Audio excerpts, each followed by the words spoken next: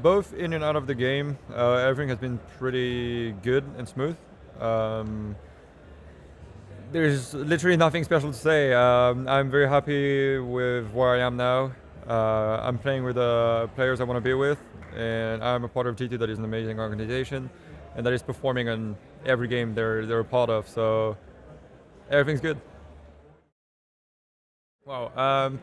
So the Kingmaker term has been used by Thorin at first, if I'm right, and I think it comes because in France there has never been some very experienced, solid, and calm support player, as in a player that doesn't care at all about stats and that is being able to stay very passive, hold bomb sites alone, or play 100% for another player. And it's something that I don't really care doing too much because as long as you get the win, it's all that matters. So, like I've been working with Happy mainly. I think that mainly comes from that I've been working with for a long time with Happy, and I've been infamously been his bait player pretty much for him to destroy everyone, and it worked extremely well. So I was happy about it, and yeah, I think that's the main reason. I've been a support player, I still am, and now someone is coming to get that spot. Bodyy is an amazing player, and he is kind of fitting in the same role as I am.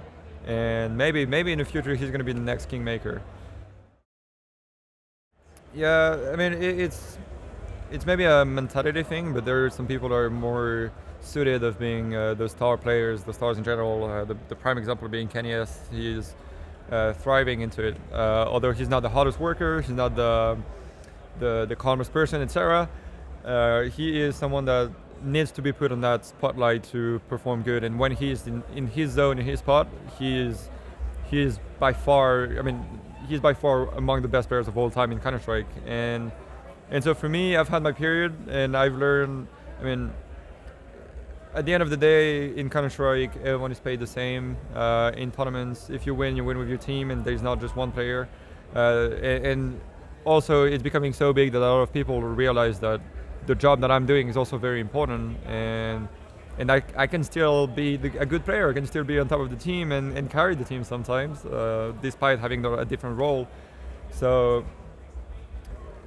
yeah, to me it doesn't matter. It's all about winning. It's all about the team first, and you need a player that does the dirty work. And if I do it good, I'm more than happy to do it in the spot of anyone else. So I've always heard good things about Bodyy ever since he has been picked by G2. And when we created our roster, Shox wanted Bodyy to be a part of it because, I mean, it's going to sound a little bit cocky, but he said that Bodyy was kind of a player like me when I was younger. So a player that you can put in any role, any place, and he's going to do the work, and he's not going to complain, and he's going to just do whatever is needed and keep on working and staying very calm in the game. He's never really panicking, and he trusts the players that we want the best for him, that we want to explain him what is the best for him to do in game and how to prepare for the game, etc. So yeah, Bodyy has been very impressive. He can be very solid in game for sure, and he's also very calm, and he's not a player he's a person in general. He's a person you can work easily with, no matter what, whether the team is going bad, whether we're going through good times or bad ones. He is reliable, and again, he's been able to take some of my spots that are a bit harder to play, where you're completely alone and you can only rely on yourself, and it makes the whole team work better because every player has their maps, their spotlight pretty much, and yeah, I'm very, very happy having Bodyy as a teammate. The role of Smith, our coach, is still a little bit undefined. He's still trying to find his perfect spot and what he can do to bring his best to every single player and to the team as a whole. And yeah, it's still a long road. We're planning to work with him for the next 2 years minimum because we're all signed for 2 years. And he's been getting into it more and more, and he's been getting guidance from the players, as in what helps them most, and he's trying to bring the mentality of the team to the highest level every single time, and so that we are strong no matter what happens, that the emotions don't play into the game, or that if we're in a struggle in a best of 3 or in a best of 1, if we take a timeout, he has the overall view of whether we're doing the right thing but things are going wrong, or if we're completely do the wrong thing and you kind of go through. So yeah, he has a role that is touching everything pretty much. He has to be behind every player and also behind the team and give his opinion on that. So it's more of a theater role to help the team being in a better shape overall.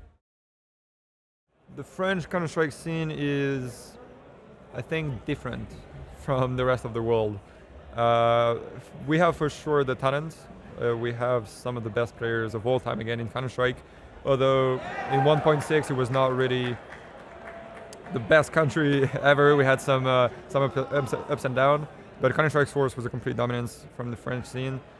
And then in CSGO, we've always had a pretty good spot in the world ranking. So we have problems, I think, that are quite different than others. We sometimes like lack of adaptation and changing and following the metagame.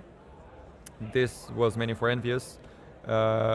Quite a lot of emotional and relationships problems within the player, like between the players, and that has always been a problem. And I don't know if it's ever going to change, but hopefully now we're in a good place and we're not going to change, and it's not going to be a problem.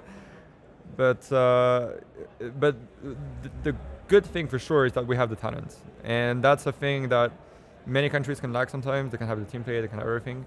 But for instance, in Poland, they have virtus.pro, and then the other teams are a bit lower. For instance, the second team is Kingwin, that was at the bottom of the ESL Pro League, online league. And so we have a pool that is pretty young and still very good and ready to play at the highest level without pressure and with some experience. So that's the beauty of the French scene. We have the players, we have the talent. It's kind of like a raw diamond where you have to polish it as much as possible. You have to make sure that it's in the right place, put it in the right position, etc.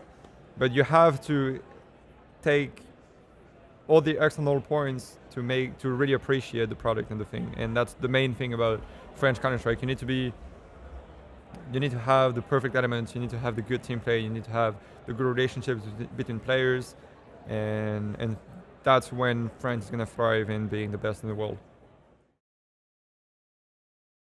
For more CSGO interviews and analysis, subscribe to our channel. You can also find stats, discussions, and more on our website and mobile app at blitzesports.com.